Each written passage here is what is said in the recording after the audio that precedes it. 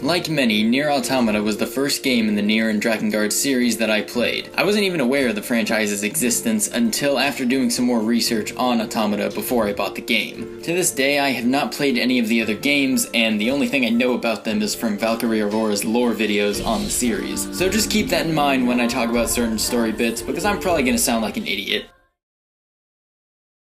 First things first, I gotta talk about the movement, because the platforming in this game is so goddamn satisfying. Your run speed is absurdly fast if you let it build up over time, and combine that with your air dashes, double jumps, and auto ledge grabs, and you get what Assassin's Creed wishes it could be. However, as much as I love the movement in Automata, I will admit that to me the combat got pretty stale after a while. Not during boss fights. Boss fights were still fun as hell, but after the first playthrough, fighting smaller enemies just started to feel like a chore. Or it would be if you weren't able to play as 9S. 9S is hands down my favorite character in the game, both for story reasons and for gameplay reasons. Playing as 2B and A2 got really freaking boring at times, but with 9S I could just hack my way through it. And although the hacking minigame does repeat the same sets of minigames after a while, to me it was still more fun. It also felt like there were higher stakes when playing as 9S, because with 2B and A2, the general strategy is just mash the shit out of square, triangle, and R2. Whereas with 9S, you had to observe the enemy's movements and figure out a time to use your hacking when you were safe to do so, and you have to stop and hold the button for an amount of time depending on the enemy. Not to mention how hacking the boss resulted in lore in 9S's route, which actually gives a lot more context for certain moments. For example, when 9S and 2B defeated the opera boss Simone, due to hacking into the machine, 9S saw all of its memories. At this point, he still believes that machines don't have emotions, or at least that's what he's desperately trying to cling on to, which is why he hesitates in reassuring 2B that they do not in fact have emotions.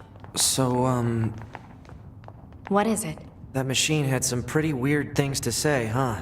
It's almost like it had actual emotion. The machines don't have feelings. You said that yourself. Yeah,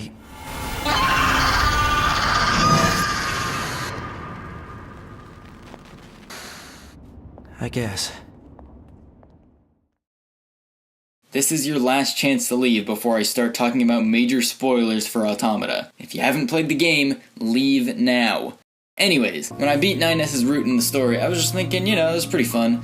I kinda wish the story went farther, but I guess it's time to replay it as A2 now and see it from her perspective. Holy shit, I was so wrong. Upon starting the game again, I was not greeted with A2's supreme edgelord attitude, but a direct continuation of the story still focusing on the Dream Team. Holy shit, there's more, I said. Man, this is gonna be so much fun.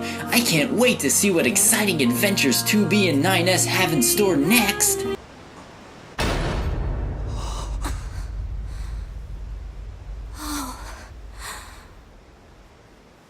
Nights.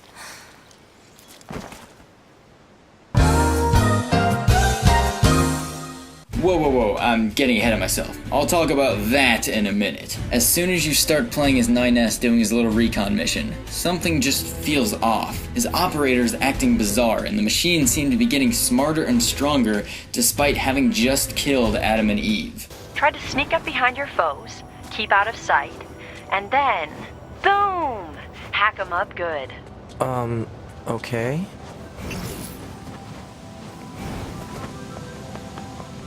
Boom? Is she serious? When 2B touches down to join 9S, that is when shit hits the fan. The air has been clouded by dust kicked up from all the fighting, and bombs now bombard the ground at regular intervals. When you go to start helping the other squads, the enemies are way higher level than Eve. Unless you're super over leveled or just don't suck like I do, the squad members will likely get picked off one by one, and it feels like there's nothing you can do to stop it. Eventually, while trying to help out another squad, the machines release an EMP blast at point blank range, stunning all surrounding Yorha units, including 2B. So now it's up to 9S, the non-combat unit mind you, to try and protect 2B and the others against an onslaught of enemies with abilities never before seen. The machine's EMP blast hit hard, and will slowly chip away at 9S's abilities. Melee attacks, range attacks, jumping, dodging, and even visual glitches run rampant, but eventually 9S is able to fend them off. Unfortunately, the day just keeps getting worse. Suddenly a virus begins breaking out among all androids hit by the EMP blast, and having very little time, 9S is only only able to hack into 2B to delete it. The corrupted androids turn on their fellow comrades, and without a way to contact the commander, 2B and 9S self-destruct so that they can respawn at the bunker. But it's too late. Upon their arrival, the virus has already spread through the servers to all Yorha units in the bunker as well. 2B, 9S, and the commander attempt to flee to the hangar, but the commander realizes she's already infected as well, and resolves to go down with the ship. With no other options, 2B and 9S retreat back to Earth in flight units until they are confronted by more Yorha androids. Realizing that 9S will get himself killed if he stays there, 2B takes control over his flight unit and flies him to safety, while she is forced to take a crash landing. Alert. Multiple enemies confirmed. Bruised, beaten, and with the virus starting to spread, 2B realizes that she must sacrifice herself in an area with no other android life signals so that the deadly corruption can't spread anywhere else. As you desperately try to get to the deserted area on your map, the virus spreads within 2B. At first, she just starts limping every now and then, but soon visual and audio malfunctions occur. All of her fighting abilities are locked, she can't jump, run, or dodge, and enemies are everywhere. By some miracle, 2B is able to make it to the deserted district right as the corruption is nearly complete, and encounters A2, who also has avoided getting infected by the virus. 2B then gives her control over her pod, all of her memories, and entrusts the future to A2. Meanwhile, 9S wakes in a panic, desperately trying to find 2B. And quite soon he does, only with very bad timing. Nights. Oh no! 2B. No!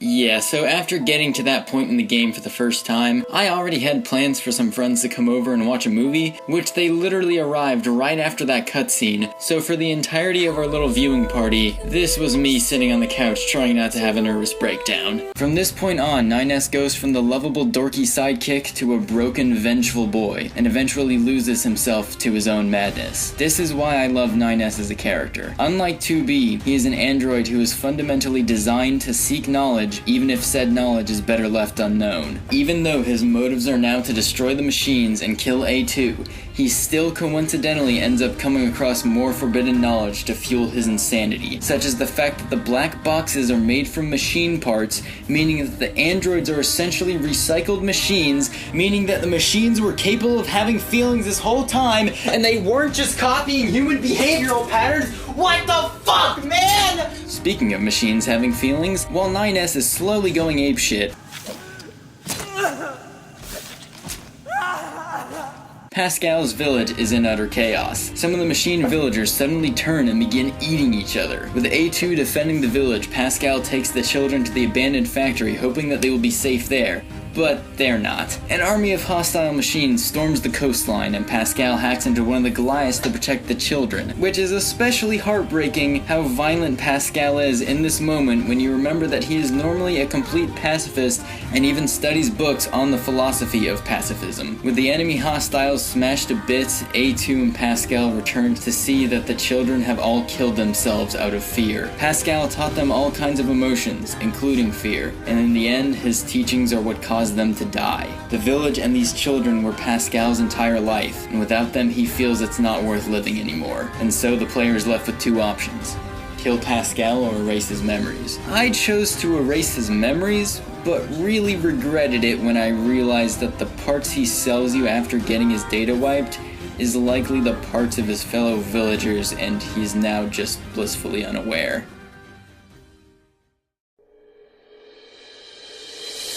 Having unlocked all 3 terminals at the tower, I was finally ready to find out what the hell caused all of this. Why did the enemies get stronger? Who is responsible for the virus? Where did the towers come from and what purpose did they serve? I hoped to find the answers within, but unfortunately it just wasn't so. As A2 and 9S race up the tower going about their separate ways, they eventually have no choice but to team up against the giant twin machine. And shortly after, A2 reveals the truth about 2B. As it turns out, 2B's real designation is actually 2E, E, with the E standing for Executioner. This shit literally blew my fucking mind. Scanner units like 9S are designed to seek out intel and just be naturally curious, so when they know too much, an Executioner unit is secretly assigned to them in order to eventually kill them if need be, like at the beginning of the game and after the fight with Eve. This fact is also heavily implied that 9S figured it out on his own long before A2 ever told him. However, at this point, 9S is done with reasoning, and states that A2 still killed 2B, and that's the only reason he needs to fight her. And so the final battle begins, with both outcomes resulting very poorly. Upon getting endings C, D, and E for the first time, I just felt confused and unsatisfied. But after taking several days to think about what happened, I realized that the beauty in Automata's ending lies in its ambiguity and possible hope for the future. In the true ending, we see several pods piecing together and trying to revive 9S, 2B, and even A2, and it seems that the pods have evolved to show some form of primitive human emotion. If the three androids ever wake up, and if they can overcome their programming, I think there's a bright future ahead of them. The machines are wiped out, the tower is destroyed, and they are no longer tied to Yorha. Sure, everyone they know and love are fucking dead, but I mean, they have each other, I guess, if you want to go for the friendship is power ending.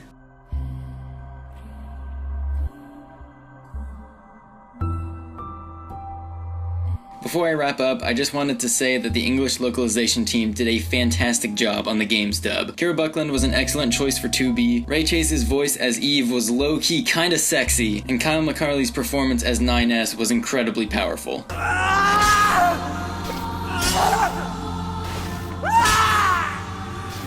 mine! My memories! You hear me?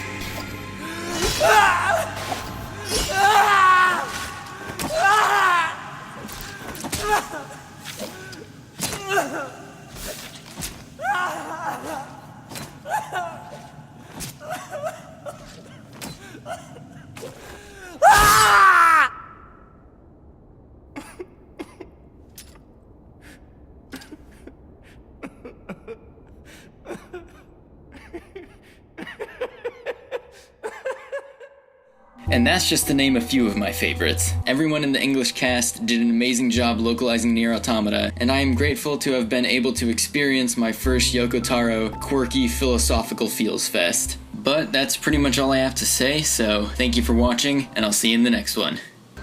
Guess this is it.